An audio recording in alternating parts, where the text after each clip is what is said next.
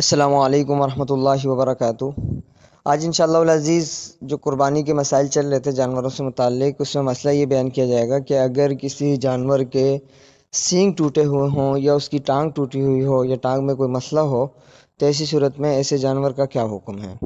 تو سب سے پہلے سینگ کا بتا دیتے ہیں آپ کو کہ اگر سینگ جڑ سے ٹوٹ جائے کہ بالکل اندر جو اس کی جڑ ہوتی ہے، اس کی جو بنیاد ہوتی ہے، اس سے ہل چکا ہے، اس سے ٹوٹ چکا ہے، سینگ ہل رہا ہے، ٹھیک ہے، یا نکل چکا ہے جڑ سے مکمل طور پر،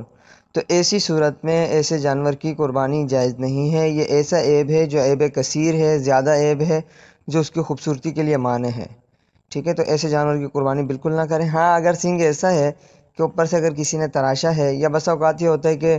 گاڑیوں میں لاتے ہوئے کہیں سینگ ہلکا پھلکا اوپر سے ٹوٹ گیا ہے لیکن جڑ سے نہیں ٹوٹا، جڑ سے مکمل لگا ہوا ہے، ایک سینگ تھوڑا لمبا ہے ایک تھوڑا چھوٹا ہے، تو ایسی صورت میں قربانی جائز ہے۔ یا بعض جانور ایسے بالکل پیدائش سے سینگ ہوتے ہی نہیں ہے تو ایسے جانور کی بھی قربانی جائز ہے، ٹھیک ہے۔ ہاں اگر کسی کے سینگ ہیں بچپن سے لیکن پھر بعد میں جڑ سے ٹوٹ چکے ہیں تو ایسے جانور کی قربانی جائز نہیں ہوتی۔ اسی طریقے سے ٹانگ سے متعلق بہت زیادہ مسائل آتے ہیں کہ اگر کسی جانور کی ٹانگ ٹوٹی ہو تو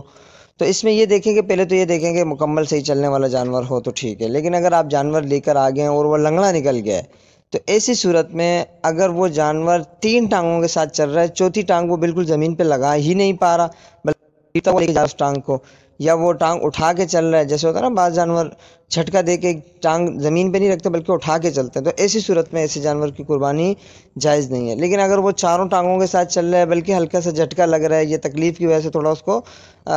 چلن کے اندر، اس کے چال کے اندر تھوڑا سا فرق آ رہا ہے، لیکن چاروں پاؤں کے ساتھ، چاروں اپنے اس کے ساتھ چل رہا ہے، تو ایسی صورت میں ایسے جانور کی قربانی جائز ہوگی۔ اللہ تعالیٰ سے دعا ہے کہ اللہ تبارک و تعالیٰ عمل کی توفیق عطا فرمائے۔ السلام علیکم ورحمۃ اللہ وبرکاتہ۔